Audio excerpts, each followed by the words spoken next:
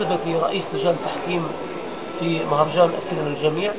تزنيت بالنسبة لنا كفلسطينيين وكل الجنوب المغربي يعني يعطينا زخم.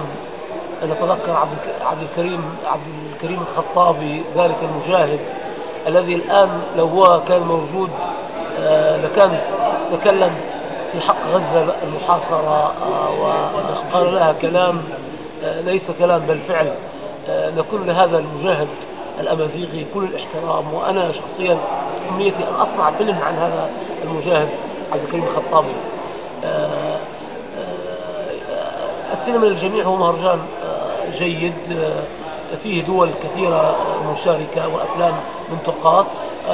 أتمنى أن يكون يعني دائما في هذا التألق والنجاح.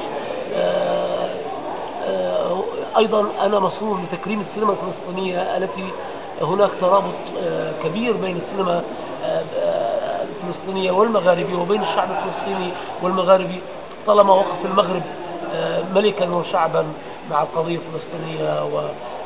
يعني ليس بغريب أن تكرم السينما الفلسطينية في تزنيت، وهذا شيء شرف لي وللسينما الفلسطينية أن تكرم في هذا المهرجان.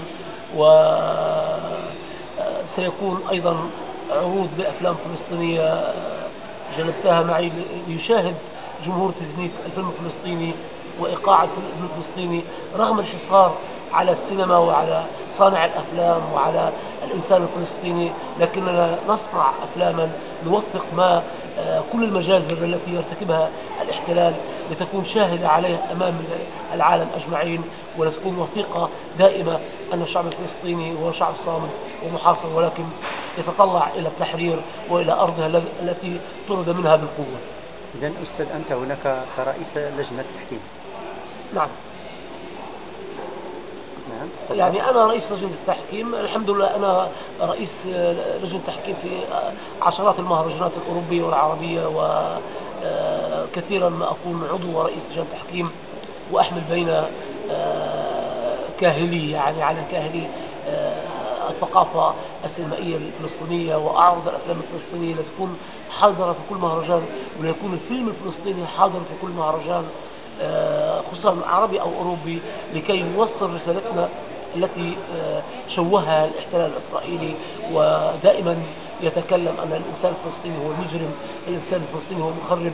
وبأفلامنا وما نصنعه من أفلام نثبت للعالم أنه هو المجرم، وأن الإنسان الفلسطيني هو إنسان مبدع ويحب السلام ويحب الحياة، ولكن هم من يصنعون تلك الحرب وتلك الجرائم التي يرتكبونها. فالسينما الفلسطينية حاضرة بقوة حتى في مهرجان تزنيت، وأنا سعيد أن يكون هناك تكريم للسينما الفلسطينية في تزنيت.